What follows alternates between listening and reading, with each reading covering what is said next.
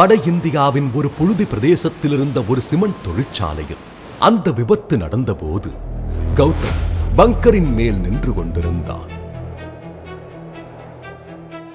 திடீரென்று கோல் ஹேண்டலிங் பிளான்ட்டிலிருந்து அந்த சத்தம் கேட்டது. யாரோ அலறும் சத்தம். பிறகு தொடர்ந்து தொழிலாளர்கள் கூக்குரலிடும் சத்தம். கௌதம் எட்டி பார்த்தார். கீழே கும்பலாக தொழிலாளர்கள் ஓடிக்கொண்டிருந்தனர். ஓடிக்கொண்டிருந்தவர்களில் ஒருவன் மேலே பார்த்து, கௌதம் சாப், ஆக்சிடென்ட் हो गया. கன்வேயர் பெல்ட்லயா? அங்கயா? கௌதமுக்கு தூக்கி வாரி போட்டது. கௌதம் தான் site incharge. BE mechanical engineering படித்து வேலைக்கு சேர்ந்து 27 வயதில் சைட் இன்சார்ஜ் பொறுப்பு கிடைத்த போது சந்தோஷமாக இருந்தது. தமிழ்நாட்டில் கௌதம் பணியாற்றும் நிறுவனத்தில் தயாராகும் பாய்லர்களை வட இந்திய தொழிற்சாலைகளில் நிறுவும் வேலை. மாதத்திற்கு 20 நாட்கள் வட இந்தியாவில் தான் சுற்ற வேண்டியிருக்கும். இருப்பினும் பிரம்மச்சாரி என்பதால் கவலைப்படாமல் சுற்றிக் கொண்டிருந்தான். இப்போதுதான் முதலாக ஒரு பெரிய பிரச்சனையை சந்திக்கிறான். கீழே சத்தம் அதிகரித்தது. பதட்டத்துடன் வேகமாக ஸ்டீல் படிக்கட்டுகளில் இறங்கினான்.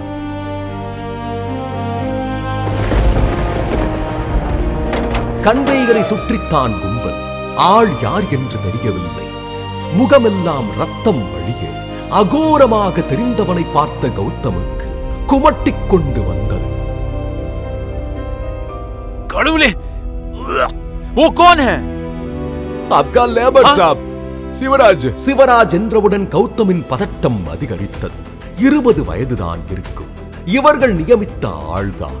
பாய்லர் எரெக்ஷனுக்கான சில சிறிய வேலைகளுக்காக இவர்களே உள்ளூர் ஆளை வேலைக்கு வைத்திருப்பார்கள். அவர்களுக்கு இந்த சிமெண்ட் தொழிற்சாலை பொறுப்பேற்றுக் கொள்ளாது. கௌதமின் நிறுவனம் தான் அவர்களுக்கான பொறுப்பு. சிவராஜ் ஒரு உள்ளூர் ஹிந்திவாலா. சிவராஜின் முகம் மனதில் தோன்ற துக்கம் தொண்டையை அடைத்தது. இப்போது துக்கப்பட நேரமில்லை. மற்ற காரியங்களை கவனிக்க வேண்டும். பிளான்ட்டில் சிவராஜுடன் பணியாற்றும் பிரசாத்தை தேடினான். அவன் கன்வேயரின் ஹெட் புள்ளியை தாண்டி முகத்தில் அதிர்ச்சியுடன் நின்று கொண்டிருந்தான். என்னாச்சு பிரசாத்? கன்வேயர் பெல்ட்ல நிலக்கரி போயிட்டு இருந்துச்சு. அதுல கம்பி ஒண்ணு கலந்து போயிட்டு இருந்துச்சு சார். எடுக்கிறதுக்காக அப்படியே கை விட்டா சார். அது அவன் அப்படியே இழுத்துருச்சு சார் என்றான் ஹிந்தியில். புல்காடை இழுக்கலையா? புல்காடு இருக்குன்னு தெரியும்ல. பொதுவாக இது போன்ற சமயங்களில் புல்காடை இழுத்து இயந்திரத்தின் இயக்கத்தை நிறுத்திவிட்டுதான் கன்வேயரில் கை வைக்க வேண்டும். தெரியும் சார், எத்தனையோ தடவை சொல்லியிருக்கேன். அன்னைக்கே ஒரு தடவை மிஷினை நிறுத்தாம துணியை இழுத்தான். அப்பவே சொன்னேன், இன்னைக்கும் நிறுத்தாம வேற யாரும் கூட இருக்கலையா? மீண்டும் சலசலப்பு சத்தம். அந்த சிமெண்ட் தொழிற்சாலையின் பர்சனல் ஆபீசர், அதாவது பிஓ மற்றும் யூனியன்காரர்களும் வந்திருந்தார்கள். பிஓவிடம் விஷயத்தை கூறினான் கௌதம். யூனியன்காரர்கள் பிஓவிடம் ஏதோ சத்தமாக பேசினார்கள். அவர் அவர்களிடம் ஏதோ சமாதானமாக கூறினார். அங்கிருந்த இரைச்சல் கௌதமின் காதில் எல்லாம் அரைக்குறையாகத்தான் விழுந்தது. அதற்குள் தகவல் தெரிவிக்கப்பட்டு ஆம்புலன்ஸ் வந்து சேர சிவராஜின் உடல் எடுத்து செல்லப்பட்டது. சில நிமிடங்களிலேயே ஃபேக்டரி இன்ஸ்பெக்டரும் வந்து சேர மீண்டும் சலசலப்பு. அவர்தான் இப்பகுதியில் உள்ள தொழிற்சாலைகளை ஆய்வு செய்யும் அரசு அதிகாரி. அவருக்கும் தகவல் தெரிவிக்கப்பட்டிருக்க வேண்டும். பிளான்ட்டில் நுழைந்த உடனேயே வேகமாக சைட் இன்சார்ஜ் கோ புலாவ் என்றார் கடுமையாக. கௌதம் பதட்டத்துடன் நெருங்கி நாம் கே என்றவரின் பற்கள் எல்லாம் பான்பராக்கரை. கௌதம் சாப், செத்து போன பையன் மேஜரா இல்ல மைனரா? மேஜர் தான். அப்ப ஏஜ் ப்ரூஃப் சர்டிபிகேட் எல்லாம் கொடுக்கணும். சரி சார். அது இருக்கட்டும், இங்க சேஃப்டி எல்லாம் எதுவும் கிடையாதா? புல்காடெல்லாம் இருக்கு சார். ஆனா அதை நிறுத்தாம பையன் கையை விட்டுட்டான். என்னையா சொல்ற? புல்காடு ஒர்க் பண்ணாதா? ஒர்க் பண்ணுது சார். நான் செக் பண்ணணும்.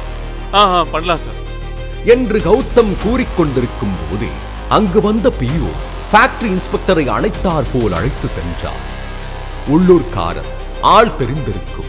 அவரிடம் பேசிவிட்டு வந்து பிஓ கௌதமை ஓரமாக அழைத்து சென்றார். என்ன சார் இப்படி பேசுறாங்க? இவங்களும் மனுஷங்க தானே. பணம் கைக்கு வர வரைக்கும் அப்படித்தான். பணமா? அப்பதான் தனிநபர் கவனக்குறைவுன்னு கேஸ் முடிப்பாங்க. அது எவ்வளவு சார் கொடுக்கணும்? 2 லட்சம்.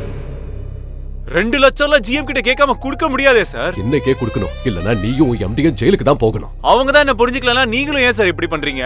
முதல்ல போய் அவர்கிட்ட பேசியா போய். சார் நான் கௌதம் பேசுறேன் சார். இங்க சைட்ல ஒரு பெரிய பிரச்சனை ஆயிடுச்சு சார். 2 லட்சம் கொடுக்கலன்னா எம்டியை ஜெயில போட்டுருவேன்னு சொல்றாங்க சார்.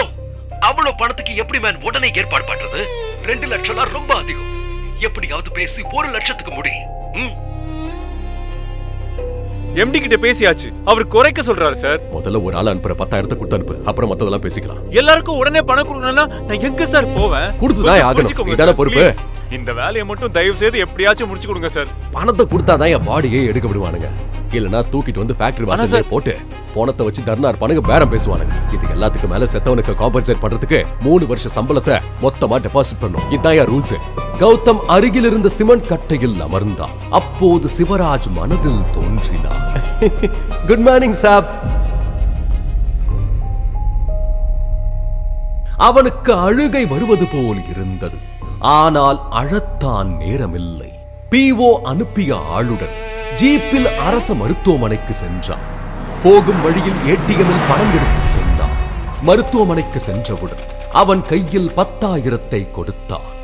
சார், எல்லாத்தையும் ஒரு 2 ஹவர்ல முடிச்சிடலாம் சார், ஒன்னும் கவலைப்படாதீங்க. அதோ அந்த மரத்துக்கிட்ட உட்காருங்க, நான் முடிச்சுட்டு வந்துடுறேன். தனியே நின்று கொண்டிருந்தான் கௌதம். தூரத்தில் மார்ச்சுவரி வாசலில் யாராரோ கும்பலாக உட்கார்ந்து அழுது கொண்டிருந்தார்கள். ஒருவேளை சிவராஜின் குடும்பத்தினராக இருக்கலாம். கௌதமுக்கு சிகரெட் பிடிக்க வேண்டும் போல் தோன்றியது. மருத்துவமனையை விட்டு வெளியே வந்தான். பாக்கெட்டில் இருந்து சிகரெட்டை எடுத்து பற்ற வைத்தான். நன்கு ஆழமாக இழுத்து புகையை வெளியே விட்டான். சிவராஜின் முகம் மனதில் தோன்ற மனது பாரமானது. அடுத்த இழுப்பை இழுப்பதற்குள் பிஓ வந்து விட்டார். காரிலிருந்து இறங்கியவர் நேராக அவனை நோக்கிதான் வந்தார். நயா ஹாயா தம் அடிச்சுக்கிட்டு இருக்க, வந்து யூனியன் காரர்கிட்ட பேசி செட்டில் பண்ணி. உள்ளே யூனியன்காரர்களிடம் பேசிவிட்டு வந்த பிஓ உடனே பேலன்ஸ் பணத்தை கொடுக்கணுமா? அது மட்டும் இல்லையா, அந்த சிவராஜோட தம்பிக்கும் வேலை போட்டு கொடுக்கணுமாயா?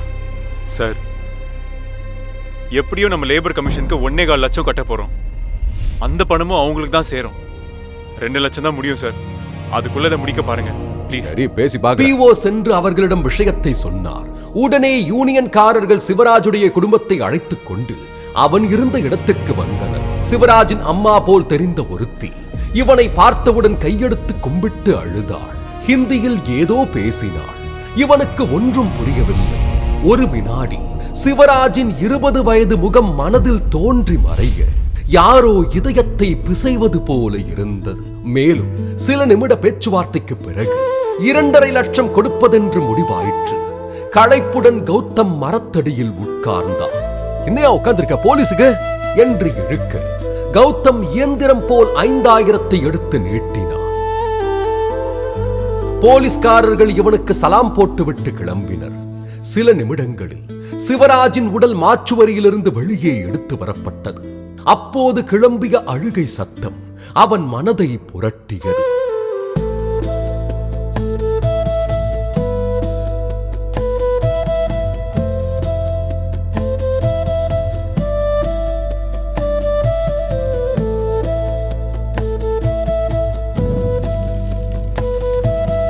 சுடுகாட்டிலிருந்து அனைவரும் கலைந்து செல்ல எரிந்து கொண்டிருந்த சிவராஜின் சடலத்தை பார்த்துக் கொண்டே நின்றான் கௌதம்.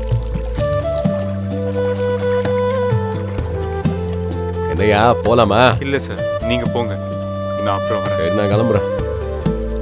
சில நிமிடங்களில் மொத்த கூட்டமும் கலைய கௌதமும் வெட்டியானும் மட்டுமே அங்கிருந்தனர். எரிந்து கொண்டிருந்த சடலத்தை பார்க்க பார்க்க சிவராஜின் முகம் மெல்ல மெல்ல கௌதம் முன் உயிர் பெற்று எழுவது போல் தோன்றியது. சிவராஜ் இறந்ததிலிருந்து ஒரு நிமிடம் கூட அவனை பற்றி சாவகாசமாக நினைத்து பார்க்க முடியவில்லை. திகு திகுவென்று எரிந்து கொண்டிருந்தது தீ.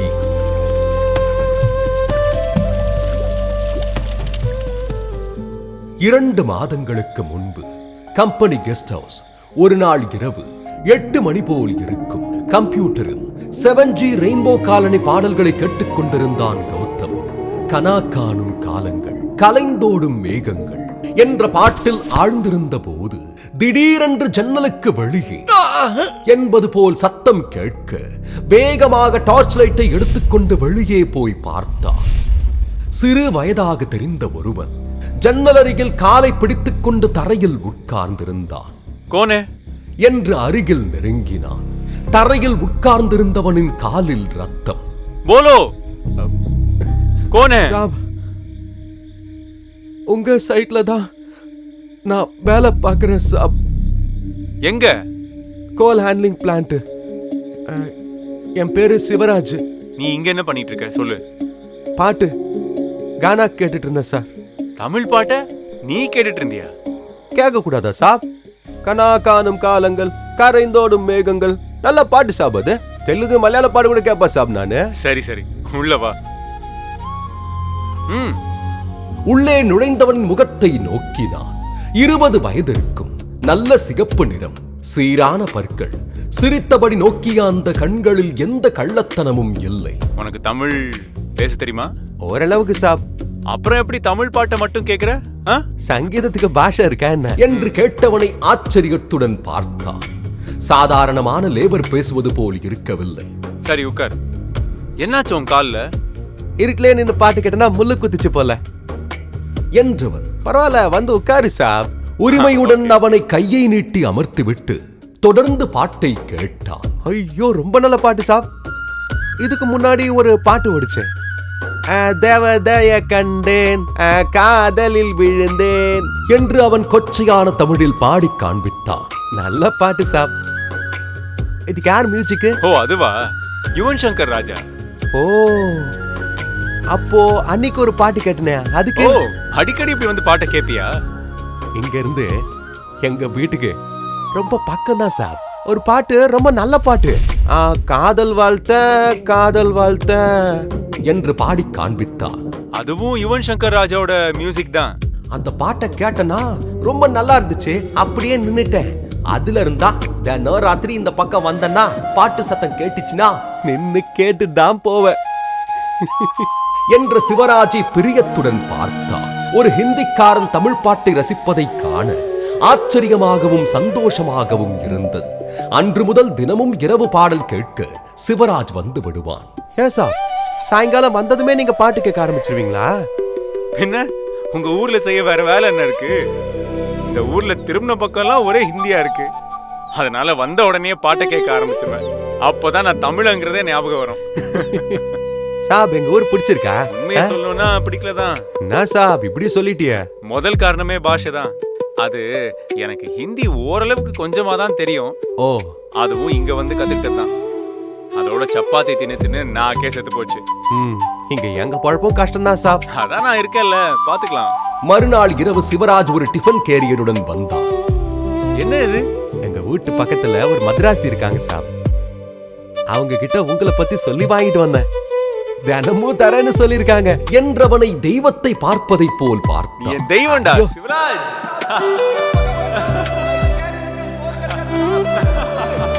டிஃபன் பாக்ஸை பிரித்து சாம்பார் சாதத்தை பேய் சாப்பிடுவது போல கௌதம் சாப்பிட்ட வேகத்தை கண்டு அவன் அசந்து போனான்.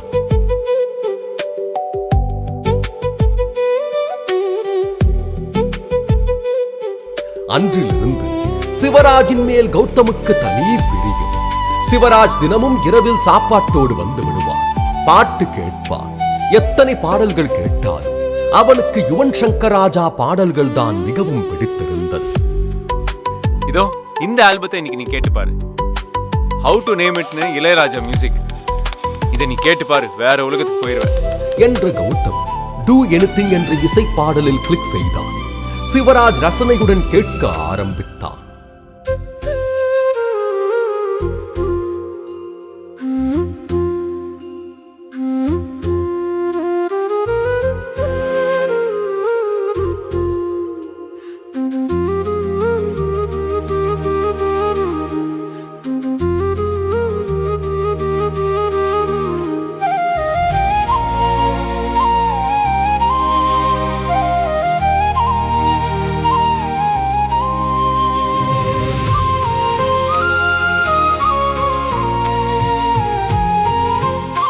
சில வினாடிகளிலேயே அவன் கண்கள் மூடியது. தலை மட்டும் மெலிதாக ஆடிக்கொண்டிருந்தது. கௌதம் சிகரெட் பிடித்தபடி அவன் முகத்தையே பார்த்துக் கொண்டிருந்தான். அவன் முகத்தில் விதவிதமான பாவங்கள். பாடல் உச்சகட்டத்தை அடைந்த கணத்தில் அவன் கண்களிலிருந்து கண்ணீர் வழிய ஆரம்பித்தது.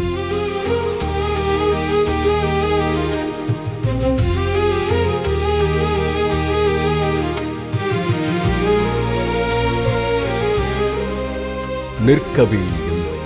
தொடர்ந்து கண்ணீர் வந்து கொண்டே இருந்தது.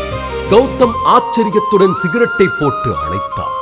பாடல் முடிந்தவுடன் எழுந்த சிவராஜ் வேகமாக கௌதமின் கைகளை பிடித்துக் கொண்டார். என்ன சாப் மியூசிக் இது? இத கேட்கும் போது சொர்க்கத்துக்கு போன மாதிரி இருக்கு என்று கேட்க கௌதம் பிரியத்துடன் அவன் தலையை கோதி விட்டான். அவனுக்குள் இருந்த இசை ரசனை கௌதமை மிகுந்த ஆச்சரியத்தில் ஆழ்த்தியது. அப்போதே கௌதம் முடிவு செய்து விட்டான் அவனுக்கு ஒரு ஐபாடை வாங்கித் தருவதென்று. நேற்று மாலைதான் நேரம் கிடைத்தது. அருகிலிருந்த நகரத்திற்கு சென்று வாங்கிக் கொண்டு வந்தான்.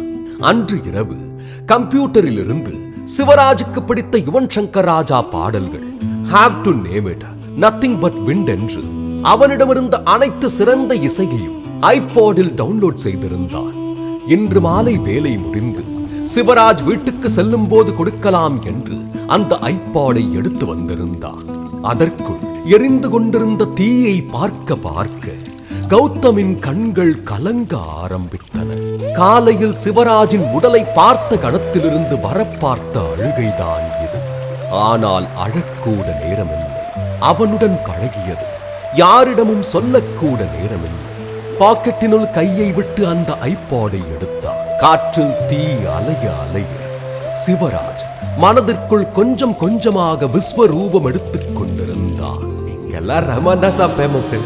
ஆனா எனக்கு யுவன் சங்கர் ராஜா தான் பிடிக்கும். என்ன சாப் நீங்க எப்ப கல்யாணம் பண்ணிக்க போறீங்க?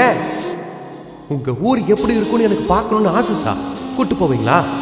கௌதம் கொஞ்சம் கொஞ்சமாக உடைந்து அழ ஆரம்பித்தார். வினாடிகள் செல்ல செல்ல அந்த அழுகை அதிகரித்தது. இங்க எங்க பழப்பும் கஷ்டம்தான் சார். நீ எதை பத்தியும் கவலைப்படாத, நான் தான் இருக்கேன்.